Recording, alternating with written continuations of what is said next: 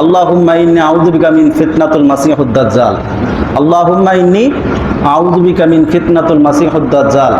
আল্লাহ রাসূল সাল্লাল্লাহু আলাইহি ওয়াসাল্লাম বেশি বেশি দোয়া করতেন আর দোয়া পড়তেন যে আল্লাহ তাআলা আপনি আমাদের দাজ্জালের ফিতনা থেকে বাঁচান, দাজ্জালের ফিতনা থেকে বাঁচান। দাজ্জালের ফিতনা বিশাল বড়, বিশাল কঠিন। দাজ্জালের ফিতনা যারা পড়বে তারা ঈমান হারাই হবে, ঈমান নষ্ট হয়ে যাবে, এত কঠিন ফিতনা। আর যারা ইমানদার ব্যক্তিরা ঈমান রাখতে খুব কঠিন হয়ে যাবে, এত কঠিন।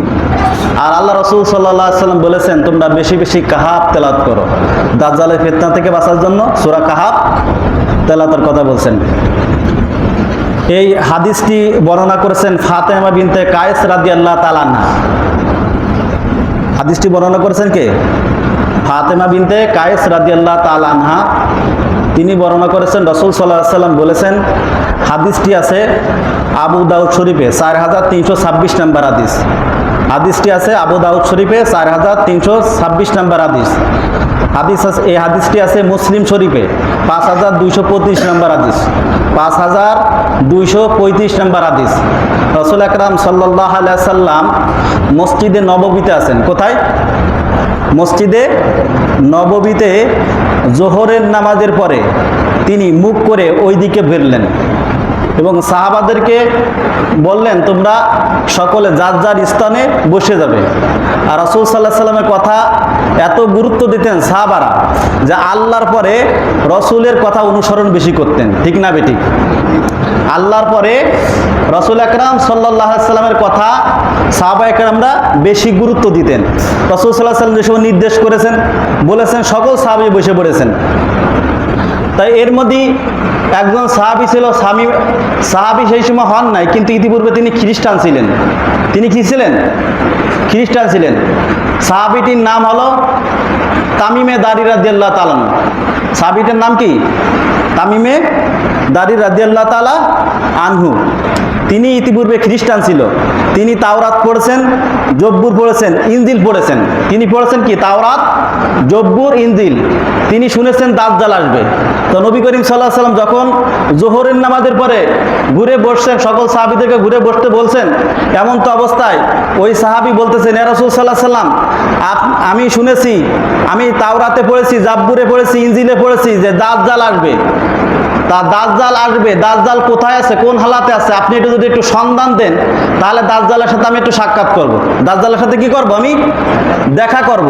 দাজ্জালের সাথে আমি একটু সাক্ষাৎ করব। কোন হালাতে আছে, কোন অবস্থানে আছে, আমি একটু দেখা করতে চাই। রাসূল আকরাম সাল্লাল্লাহু আলাইহি ওয়াসাল্লাম বলেন ঠিক আছে, তোমাকে অনুমতি দেওয়া হলো। কি বললো? তোমাকে অনুমতি দেওয়া হলো। রাসূল আকরাম সাল্লাল্লাহু আলাইহি ওয়াসাল্লামের এই কথা অনুসরণে তামিমে দারি রাদিয়াল্লাহু তাআলা আনহু 30 জন সাহাবী নিয়ে, কয়জন? 30 জন সাহাবী নিয়ে, আর আগে ছিল নৌকোয় চলা বাদাম, নৌকো চলতো না, বাদামে চলা নৌকা, এরকম ছিল না আগে? ওই বাদামে চলা নৌকা, এই 30 জন সাহাবা নিয়ে তিনি ভ্রমণ শুরু করলেন। কি করলেন? তীরের মতন বাতাসে উঠতে থাকলো ওই নৌকাটা। একদিন না, 2 দিন না, 3 দিন না, 1 মাস যাবত। কয়দিন? 1 দিন না, 2 দিন না, 3 দিন না, 1 মাস যাবত এই নৌকাটা চড়তে থাকলো। চড়তে চড়তে আপনার সাগর পাড়ি দিয়া এরপর একটা চর দেখা গেল। ওই চরের পর এই নৌকাটা নামলেন, অর্থাৎ ভিড়লেন। এরপর ওখানে ভিড়ার পরে সকল সাহাবে একত্রিত নামলেন। সামনে দেখা যায় একটা হুমা জুমা লোক, মানুষের মতন আকৃতি একটা লোক দেখা যায়। তার চেহারাটা ভালো না, সুন্দর না, দেখতেও ভালো না। তা সাহাবায়ে কেরামরা দেখে ওই লোকটার কাছে বস্তুটা দেখা যায়, তার কাছে জিজ্ঞাসা করলো মান আংতা, আরবিতে বলে কি মান, আর হোয়াটস এর নেম, ইংলিশে বলে হোয়াটস এর নেম, তোমার নাম কি? আর আরবিতে মান আংতা, তুমি কে? মান আংতা, তুমি কে? সে বলল আমি জাজ্জাসা। আমি কি? জাজ্জাসা। তুমি এখানে কি করো? সে বলল আমার ক্ষুধা আছে, আমার মালিক আছে, এই মালিককে আমি পাহারা দিই। আমার মালিক আছে কি? এই মালিককে আমি পাহারা দিই। কথা তোমার মালিক আবার কে? সে বলল আনা মাসিহুদ দাজ্জাল, আনা মাসিহুদ দাজ্জাল। আমার যে প্রভু, আমার যে রব, আমার যে মালিক, তার নাম হলো দাজ্জাল, একে আমি পাহারা দিই, এর ভিতরে কেউকে ঢুকতে দেয় না। তা তুমি কে? সে বলল, আমি হলো নবী গোত্রের লোক, মক্কা থেকে এসেছি ওই দাজ্জালের সাথে দেখা করার জন্য। সে বলল, এর ভিতরে তো প্রবেশ করা যায় না, কিন্তু তুমি পরিচয় দেছো নবীর পরিচয়, সেই ক্ষেত্রে তোমাকে অনুমতি দেওয়া হলো। তার লোকটা দেখা যায় হুবহু চুল, দেখতে ভালো না। তারপর তার সঙ্গে কথা বলে এরপর রওনা করেছেন। রওনা করে দেখা যায় একটা গির্জা দেখা যায়। কি দেখা যায় বলেন? হিন্দুরা দেখেন যে একটা গির্জা নেই, ইবাদত বন্দিগি করে না, ওদের একটা গির্জা আছে। আমাদের মুসলমানদের যেরকম একটা মসজিদ আছে, ওদের একটা গির্জা আছে। তা দাজ্জালের একটা গির্জা আছে, এই গির্জার ভিতরে দাজ্জাল বসা।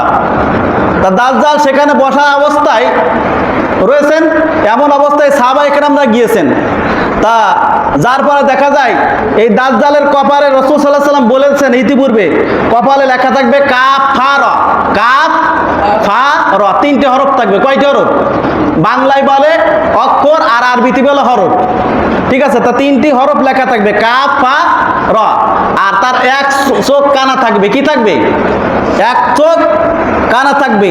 আর তার চোখটা হবে ওই জাম্বুরা আছে না, বিশাল বড় বড় জাম্বুরা হয়, ওই জাম্বুরার মতন হুলে থাকবে।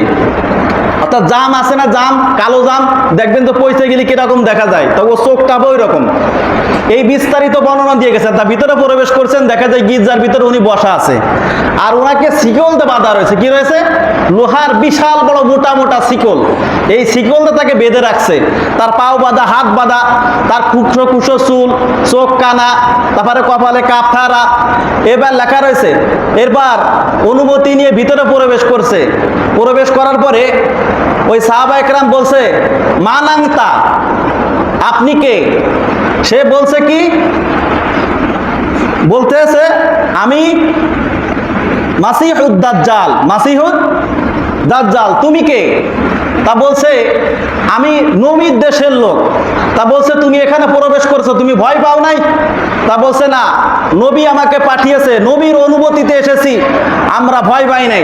তখন দাজ্জাল একটা কথা বলেছে, তোমরা সত্যর পথে এসেছো, আর নবী যেহেতু আদেশ দিয়েছে, তোমাদেরকে ক্ষতি করতে পারবে? নবী তোমাদেরকে অনুমতি দিয়েছে, এ জায়গায় নবী যদি অনুমতি না দিত তাহলে তোমরা আসতে পারতে না। যেহেতু নবী অনুমতি দিয়েছে, আমি তোমাদেরকে কোনো বাধা দিতে পারি না, কিন্তু তোমরাই সত্যর পথে এসেছি রয়েছো। আর যারা অন্য অন্য পথে রয়েছে তারা হলো পথভ্রষ্ট, তারা পথহারা। দাজ্জাল নিজেই শিক্ষা করো, আমি পথহারা। দাজ্জাল কি বললো? আমি নিজে পথহারা, আর আমার সঙ্গে যারা আছে তারাও পথহারা। মুসলমানদেরকে শিক্ষা দেওয়া হলো। এরপর দাজ্জাল বলেছো, ওই যা কিছু কথা বলছো ওই সাহাবায়ে কেরামদের কথা, তার মধ্যে এক নাম্বার কথা বলছো, তোমরা এসেছো ভয় পাও নাই? তা বলছে, না, আমি ভয় পাই নাই, বরং আল্লাহ রাসূল সাল্লাল্লাহু আলাইহি ওয়াসাল্লাম যেখানে পাঠিয়েছেন, আল্লাহ রাসূল সাল্লাল্লাহু আলাইহি ওয়াসাল্লাম অনুমতিতে এসেছি, আমরা কেউ ভয় পাই না, আল্লাহ এবং আল্লাহ রাসূলকে চিৎকার আল্লাহু আকবার। এরপর দাজ্জাল বলছো, আমি দুনিয়ায় আসবো। আমি কি করব? দুনিয়ায় আসবো, কিন্তু তোমাদের আসার আগে কয়েকটা কথা বলি। তার মধ্যে তিনটি কথা বলবো। কয়টি কথা বলবো? আমি যখন দুনিয়া আসবো, এই দুনিয়া আসার আগে তিনটি জিনিস থাকবে না। কয়টা জিনিস? তিনটি জিনিস থাকবে না। তারপরে বললো, তোমরা তাপিয়া উপসাগরে কে গেছো? তার মধ্যে এক নাম্বার কথা যে বাইশানের খেজুর বাগানে কে কে গিয়েছো? এক নাম্বারে বাইশানের খেজুর বাগানে কে কে গিয়েছো? কয়েকজন সাহাবী দাঁড়িয়ে গিয়েছেন, বলতেছে আমরা গিয়েছি। তা বলছো, ওখানের খবর কি? বাইশানের খেজুর বাগানের খবর কি? তা বলছো, ওখানের খবর বেশি একটা ভালো না। আগে যেরকম খেজুর গত্ত, এখন সেরকম খেজুর ধরে না। এরপর সাহাবায়ে কেরামরা বসে পড়লেন। তার মধ্যে দ্বিতীয়বার বললেন যে তাপিয়া উপসাগরে কে কে গিয়েছো? কয়েকজন দাঁড়িয়ে গেলেন, বললো আমরা গিয়েছি। তা ওখানের খবর কি? তাপিয়া উপসাগরের খবর কি? পানি আছে কি নাই? তা বললো, আগে যেরকম পানি হতো এখন পানি হয় না, আর যেটুক পানি হয় ওইটা কাফের বেঈমান মুশরিক তারা এই ইসরায়েলের লোকরা নিয়ে যায়, মুসলমানদেরকে দেয় না। তা বললো যে যখন এই পানি থাকবে না তখন আমি আসবো। তৃতীয় নাম্বার হলো জুগারের কূপ। জুগারের কূপ সম্পর্কে তোমরা কি জানো? এই জুগারের কূপে যখন পানি থাকবে না তখন আমি আসবো।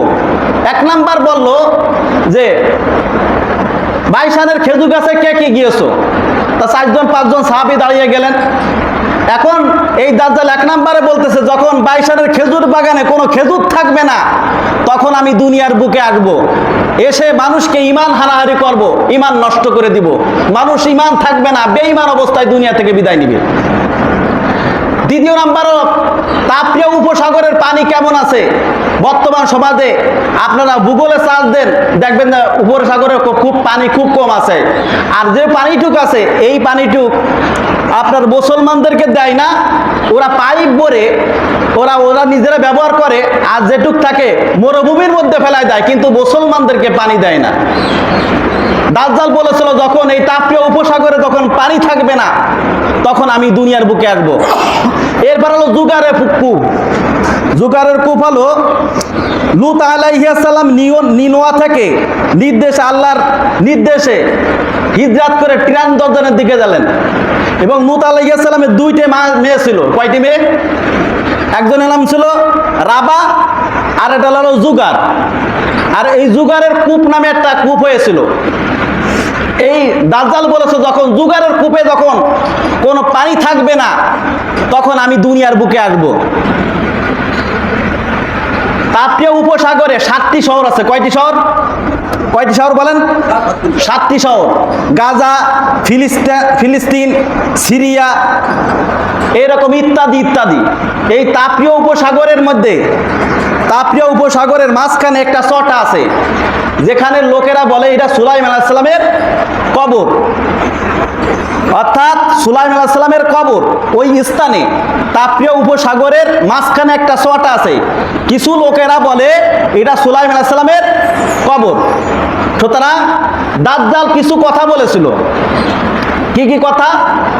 যে আমি দুনিয়ার বুকে যখন আসবো 40 দিন থাকবো। কয়দিন বলেন? কয়দিন? 40 দিন থাকবো। দাজ্জাল বলছিল, প্রথম যে দিনটা হবে সে দিনটা হলো 1 বছরের সমান। কয়টা সমান? 1 বছরের সমান প্রথম দিনটা। দ্বিতীয় দিনটা হবে 1 মাসের সমান। কয় মাসের? 6 মাসের সমান। কয় মাসের সমান বলেন? 6 মাসের সমান। তৃতীয় দিনটা হবে আপনার 1 সপ্তাহ সমান। কয় মাসের সমান? 1 সপ্তাহ সমান। চতুর্থ দিনটা হবে স্বাভাবিক দিনের মতন। দাজ্জাল এই কথাগুলো প্রকাশ্য করে দিয়েছে। রাসূল আকরাম সাল্লাল্লাহু আলাইহি ওয়াসাল্লামের সাহাবীরা, কিছু সাহাবীরা রাসূল আকরাম সাল্লাল্লাহু আলাইহি ওয়াসাল্লামের কাছে জিজ্ঞাসা করলেন, যে সময় একটা দিন হবে 1 বছরের সমান, তখন আমরা নামাজ কিভাবে পড়বো, অক্ত কিভাবে ঠিক পাবো? যে এখন জোহরের সময় আছে, আসরের সময় আছে, মাগরিবের সময় আছে, ফজরের সময় আছে, কিভাবে ঠিক পাবো?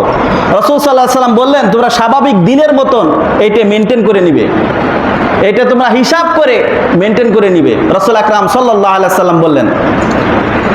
এরপর ইমাম মাহদী নাম শুনেছেন? নাম শোনেননি? ইমাম মাহদী, ইমাম অর্থ নেতা। ইমাম অর্থ কি? নেতা। আর মাহদী অর্থ সুপাতপ্রাপ্ত। ইমাম মাহদী যার নাম হবে, তার আর এক নাম হবে মুহাম্মদ। নাম হবে কি? মুহাম্মদ। তার পিতার নাম হবে আব্দুল্লাহ, তার মাতার নাম হবে আমেনা। এবং ইমাম মাহদী মুহাম্মদ সাল্লাল্লাহু আলাইহি ওয়াসাল্লামের বংশ হতে হবে। মুহাম্মদ সাল্লাল্লাহু আলাইহি ওয়াসাল্লামের কি হতে হবে? বংশ হতে হবে। ইমাম মাহদীর কপাল থাকবে চওড়া। কি থাকবে বলেন? কপাল থাকবে চওড়া। তার চেহারাটা খুব সুন্দর হবে এবং তার নাকটা থাকবে লম্বা। ইমাম মাহদীকে দেখা হবে, তার সঙ্গে বায়াত হবে মদিনায়। কোথায় বলেন? প্রথম সে প্রকাশ পাবে মদিনায়। কোথায়? মদিনা বাইদা নামক স্থানে। কোথায়? ইব্রাহিম, মাকামে ইব্রাহিমের মধ্যে। মাকামে ইব্রাহিমের মধ্যে ইমাম মাহদী প্রকাশ পাবে। মাকামে ইব্রাহিমের মধ্যে প্রকাশ পাবে। কোথায় পাবে? ইমাম মাহদী মাকামে ইব্রাহিমের মধ্যে প্রকাশ পাবে। লোকেরা ইমাম মাহদীকে মাহদী বলবে। ইমাম মাহদী পরিচয় দিতে চাবে না, আর ইমাম মাহদী সে হতেও চাবে না। ইমাম মাহদী মদিনা থেকে মক্কা পালাই যাবে। মদিনা থেকে কোথায় যাবে? মক্কা পালিয়ে যাবে। আল্লাহ তাআলা ইমাম মাহদীকে 1 রাতের ভিতরে সারা বিশ্বে পরিচয় করে দিবেন। 1 রাতের ভিতরে কি? সারা বিশ্বে ইমাম মাহদি পরিচয় করা দিবেন, তিনি ইমাম মাহদি। যারা ইমানদার, যারা মুমিন মানুষ, তাকে ইমাম মাহদিকে চিনতে পারবে আকৃতি দেখে, যে তার কপাল থাকবে চওড়া, তার নাক থাকবে লম্বা, মুহাম্মদ সাল্লাল্লাহু আলাইহি ওয়াসাল্লামের বংশের পরিচয় হবে, তার পিতার নাম হবে আব্দুল্লাহ, তার মাতার নাম হবে আমেনা, তার নাম হবে মোহাম্মদ, এবং সে ফাতেমার বংশ হবে। সব কিছু চিনে মানুষ চিনে ফেলাবে যারা ইমানদার মানুষ। এরপর ইমাম মাহদির সঙ্গে বায়াত করে ফেলাবে কিছু লোক। কি করবে বলেন? বায়াত করে ফেলবে। ইমাম মাহদির সঙ্গে যখন বায়াত করে ফেলাবে, কিছু লোক বনি কয় গোত্রের লোক ইমাম মাহদির লোকদের সঙ্গে যুদ্ধ শুরু করে দেবে। কি করবে কন্ত? ইমাম মাহদির লোকদের সঙ্গে যুদ্ধ শুরু করে দেবে। যুদ্ধ শুরু করার সঙ্গে সঙ্গে আপনার ইমাম মাহদির লোকেরা বনু কল গোত্রের লোকদেরকে পরাজয় করে দেবে। এরপর ওদিকতে সিরিয়ার কিছু লোকেরা ইমাম মাহদির সঙ্গে যুদ্ধ শুরু করে দেবে। কি করবে বলেন? সিরিয়ার লোকেরা ওদের সঙ্গে যুদ্ধ শুরু করে দেবে, ইমাম মাহদির লোকদের সঙ্গে যুদ্ধ করে শুরু করে দেবে। এরপর আল্লাহ রাব্বুল আলামিন এই লোকদেরকে যখন মক্কা এবং মধ্যবর্তী স্থানে, যখন বাইদা নামক স্থানে যখন আসবে, আল্লাহ রাব্বুল আলামিন এই লোকদেরকে মাটির নিচে ডুসিয়ে দেবে। এই লোকদের কি করবেন কোন? মাটির নিচে ডুসিয়ে দেবে। তখন লোকেরা বুঝতে পারবে, লোকদের আর বুঝতে বাকি থাকবে না, ইনি ইমাম মাহদি। কি ইমাম মাহদি, ইমাম মাহদি আলাইহিস সালামের প্রতি সকল আস্থা এসে যাবে। তখন ইমাম মাহদির সঙ্গে বায়াত শুরু করে দেবে। কি করবে বলেন? বায়াত শুরু করে দেবে। আর ওদিকতে হযরত ঈসা আলাইহিস সালাম প্রথম আসমান থেকে দুইজন সাহাবাদের কাঁধে ভর রেখিয়া তিনি দামেস্কের মসজিদে নামবেন। কোন মসজিদে বলেন? সিরিয়ার দামেস্কের মসজিদে দুইজন সাহাবীদের ভর করে এখানে নামবেন। আর সিরিয়ার দক্ষিণ পূর্বের দিকে পাইশান, সেখানে হযরত ঈসা আলাইহিস সালামকে আল্লাহ তাআলা আসমান নিয়েছিলেন। আর ওই আসমান থেকে হযরত ঈসা আলাইহিস সালাম দামেস্কের মসজিদে দুইজন সাহাবীদের ভর দিয়া তিনি কি করবেন? নামবেন। নামার পরে ঈসা আলাইহিস সালামের সঙ্গে সাক্ষাৎ হবে। কার সঙ্গে বলেন? ঈসা আলাইহিস সালামের সঙ্গে কার সাক্ষাৎ হবে?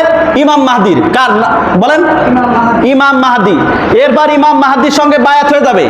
হযরত ঈসা আলাইহিস সালাম ইমাম মাহদির সঙ্গে বায়াত হয়ে যাবে, দেখা সাক্ষাৎ হবে। এরপর ইমাম মাহদি ঈসা আলাইহিস সালামকে নামাজের কথা বলবে, যে আপনি নামাজ পড়ান। ইমাম মাহদি বলবেন ঈসা আলাইহিস সালামকে, আর ঈসা আলাইহিস সালাম বলবে, না, কখনো হতে পারে না, যেহেতু আপনি ইমাম, আপনি নামাজ পড়ান। এরপর নামাজ পড়ানোর পরে সকলে একত্রিত হইয়া যুদ্ধ শুরু করে দেবে। কি করবে? বায়াত হওয়ার পরে সকল মুসলমান একত্রিত যুদ্ধ করে শুরু করে দেবে।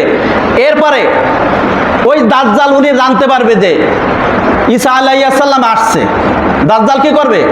জানতে পারবে ঈসা আলাইহিস সালাম দুনিয়ার বুকে আসছে। এই জানার পরে ওর নিজে বোমের মতন গড়ে যাবে, নিজেই ধ্বংস হয়ে যাবে, নিজে ভয়তে কাঁপতে থাকবে। এমন তো অবস্থায় সে মক্কার দিকে রওনা করবে। কোন দিকে বলেন? মক্কা, কাবা ঘরের দিকে রওনা করবে। ঈসা আলাইহিস সালামের ভয়তে, ইমাম মাহদির ভয়তে সে মক্কা কাবা ঘরের দিকে রওনা করবে। আর এই ইমাম মাহদি আলাইহিস সালাম 7 থেকে 9 বছর বেঁচে থাকবে। কয় বছর বলেন? 7 থেকে 9 বছর দুনিয়ার বুকে বেঁচে থাকবে। কিনা? ইমাম মাহদি আলাইহিস সালাম। আর সম্ভবত ঈসা আলাইহিস সালাম 40 বছর। কয় বছর বলেন? 40 বছর বেঁচে থাকবে। আমার এটা শিওর বলতেছি না, আমার এটা একটু সন্দেহযুক্ত হয়, জানি সন্দেহযুক্ত কোনো কথা বলতে নাই। তারপর আপনাদেরকে আমি ধারণা একটু দিলাম। এরপর ইমাম মাহদি আলাইহিস সালাম এবং ঈসা আলাইহিস সালাম দাজ্জালের পিছনে দৌড়বে, দাজ্জালকে মারার জন্য বের হবে। যখন বের হবে, দাজ্জাল দৌড়তে থাকবে। দাজ্জাল মক্কা কাবা ঘরের ভিতরে ঢুকতে থাকবে। কোন ঘরে? কাবা ঘরের ভিতরে ঢুকবে, কাবা ঘরের দিকে যাইতে থাকবে। কারণ হলো দাজ্জাল জানে যে কাবা ঘরের ভিতরে যদি ঢুকতে পারি তাহলে আমাকে ঈসা আলাইহিস সালাম মারতে পারবে না, ইমাম মাহদি আমাকে মারবে না। কারণ হলো কাবা ঘরের ভিতরে মশা এবং মাছি মারা নিষেধ, মশা এবং মাছি মারা নিষেধ। এই জন্য যদি কাবা ঘরের ভিতরে যদি প্রবেশ করতে পারি তাহলে ঈসা আলাইহিস সালাম আমাকে কি করবে না? মারতে পারবে না। এরপর ওখান থেকে রওনা করে যখন কাবা ঘরের দিকে ঢুকতে যাবে, কাবা ঘরের দেখবেন যে রেহেলের মতন গেটে রেহেলের মতন লেখা আছে, কি আছে কন্ত? রেহেলের মতন লেখা আছে। ওই দুই পাশে দুই দারোয়ান ফেরেশতা থাকবে। এই ফেরেশতা তরবারিতে আক্রমণ করবে দাজ্জালকে। কি করবে? আক্রমণ করবে দাজ্জালকে। তখন ওই দাজ্জাল এই ফেরেশতাদের আক্রমণ দেখে ওই কাবা ঘরের দিকে যাবে না, সেখান থেকে রওনা করবে, বিপরীত রওনা করে মদিনার দিকে যাবে। সে সিদ্ধান্ত নিবে যে মদিনায় যদি প্রবেশ করতে পারি তাহলে আমাকে আক্রমণ করতে পারবে না, কারণ হলো মক্কা মদিনার ভিতরে মাছি মারা নিষেধ, এই জন্য সে মদিনার দিকে যাবে। কিন্তু মদিনার দিকে একই পলিসিটি রয়েছে, সেখানে যখন যাবে তখন এই গেটের ওই জায়গা ফেরেশতা রয়েছে। এই ফেরেশতা তখন তাকে হা করবে, যখন তাকে তাড়া দিবে তখন ওই অবস্থা সেখান থেকে ব্যাক করে আসবে। এরপর সে আসবে কোথায়? ইসরায়েলের সামনে লুত একটা শহর আছে। কোথায় বলেন? ইসরায়েলের সামনে লুত নামে একটা শহর আছে। সেই শহরে লেখা থাকবে দি ক্যাং of his will spare here, অর্থাৎ আমাদের রাষ্ট্রদূত আমাদের বাদশা এই গেটে প্রবেশ করবে, অর্থাৎ এই দাজ্জাল আমাদের গেটে প্রবেশ করবে, এই লেখা থাকবে ওই গেটে। তখন ঈসা আলাইহিস সালাম এবং ইমাম মাহদী আলাইহিস সালাম এই দুইজনে এই দাজ্জালকে এখানে হত্যা করবে। চিৎকার করে আল্লাহু আকবার। যখন হত্যা করবে, হত্যা করার সঙ্গে সঙ্গে সকল পরিবেশ পরিস্থিতি আবার ফিরে নিয়ে আসবে। ইমাম মাহদী আলাইহিস সালাম এবং ঈসা আলাইহিস সালাম আবার সেই ইসলামের বিজয় নিয়ে আসবে। কি করবে বলেন? ইসলামের বিজয় নিয়ে আসবে। ইসলামের যখন এইভাবে বিজয় হতে থাকবে, আস্তে আস্তে যখন ওনা মারা যাবে, এরপর মারা যাওয়ার পরে এরপর এইভাবে কিছুদিন আবার এইভাবে দিন প্রচার হতে থাকবে। হওয়ার পর আস্তে আস্তে দেখা যাবে যে শেষ ইয়াজুজ মাজুজ আসবে। কি করবে কন্ত? ইয়াজুজ মাজুজ আসবে। এই ইয়াজুজ মাজুজ দেখে ঈসা আলাইহিস সালাম আল্লাহর কাছে দোয়া করবে, আর দোয়া করার মাধ্যমে বগলে একটা বাতাস আসবে। কি করবে বলেন? বগলে একটা বাতাস আসবে। এই বাতাসের মাধ্যমে যত বেঈমান কাফির ছিল সব মারা যাবে। কি করবে কন্ত? বেঈমান কাফির মুরতাদ যারা আছে সব মারা যাবে। মারা যাওয়ার পরে এইভাবে দিন প্রচার হতে থাকবে, তারাও মারা যাবে, এরাও মারা যাবে। এরপর ইসলামের দিন এইভাবে কায়েম হতে থাকবে। এরপর আস্তে আস্তে যখন এরকম দাওয়াতের লোক যখন থাকবে না, ইসলামের কথা বলার লোক যখন থাকবে না, এরপর আল্লাহ তাআলা কিয়ামত শুরু করে দেবে। তারপরে কি হবে? কিয়ামত শুরু হবে। কিয়ামত হবে কোন দিকে? মুহররম মাসের 10 তারিখে। মুহররম মাসের 10 তারিখ শুক্রবারের দিন কিয়ামত হবে। মুহররম মাসের 10 তারিখ শুক্রবারের দিন কিয়ামত হবে। কি আর মনে হয় বুঝতে পেরেছেন কথাগুলো? তাহলে দাজ্জাল আমাদের নিকটবর্তী। দাজ্জাল কি আমাদের নিকটবর্তী, আমাদের ঈমান হারানোর জন্য, ঈমান নষ্ট করার জন্য আপ্রাণ চেষ্টা করছে, যাতে করে আমরা ঈমানকে নষ্ট করে দিই, ঈমানকে দুর্বল করে দিই, আমাদের জীবনকে নষ্ট করে দিই, আমরা জাহান্নামী হই। দাজ্জালের শক্তি আল্লাহ তাআলা এত বেশি দিবে, এত শক্তি দিবে, দাজ্জাল একদিক থেকে সে জান্নাত আনতে পারবে, একদিক থেকে সে জাহান্নাম দেখাতে পারবে। আল্লাহ তাআলা এত শক্তি তাকে দিয়েছে। এক হাতে তাকে জান্নাত দিবে আর এক হাতে জাহান্নাম দিবে। মানুষ যারা দাজ্জালকে খোদা বলে বিশ্বাস করবে না, দাজ্জাল তাদেরকে বিশ্বাস করার জন্য তাদের মায়ের কবরকে জীবিত করে, মাকে জীবিত করে, বাপকে জীবিত করে দেখাই দেবে, এই দেখো তোমার মা, তুমি আমাকে খোদা মানো না, তোমাকে যদি খোদা না মানো তোমাকে কে জান্নাত দিবে, তোমাকে কে জাহান্নামের মধ্যে নিক্ষেপ করবে? আমি সেই খোদা। কিন্তু ইমানদার যারা, মুসলমান যারা ইমানদার, তারা কখনো বলবে যে আমার খোদা কানা না, আমার খোদা না কি না, এই কফে লেখা থাকবে কি কাফারারা, আবার এক চোখ কি থাকবে, কানা থাকবে। যারা ইমানদার তারা বলবে, তাকে ইমান শক্ত থাকবে, তারা বলবে কখন হতে পারে না, আমার খোদা যিনি আমাকে সৃষ্টি করেছেন, কুল হুয়াল্লাহু আহাদ। আল্লাহ কয়জন? আল্লাহ কয়জন বলেন? যিনি আমাকে সৃষ্টি করেছেন, যিনি আমার প্রতিপালক, যিনি আমার রব, আমি তোমাকে কখন খোদা মানতে পারি? যারা ইমানদার মুসলমান থাকবে তাদের এই বাক্য থাকবে। সুতরাং এই জন্য এর থেকে ফিতনা থেকে বাঁচার জন্য রাসূল সাল্লাল্লাহু আলাইহি সাল্লাম বলছেন, এই দাজ্জালের ফিতনা থেকে বাঁচার জন্য সর্বদা তোমরা সূরা কাহাফ পাঠ করো। কোন সূরা? সূরা কাহাফ। আর রাসূল সাল্লাল্লাহু আলাইহি সাল্লাম সর্বদা দোয়া করতেন, আল্লাহুম্মা ইন্নী আউযু বিকা মিন ফিতনাতুল মাসিহুদ দাজ্জাল। রাসূল সাল্লাল্লাহু আলাইহি সাল্লাম সর্বদা দোয়া করতেন, হে আল্লাহ, আপনি আমাদেরকে এই দাজ্জালের ফিতনা থেকে বাঁচান।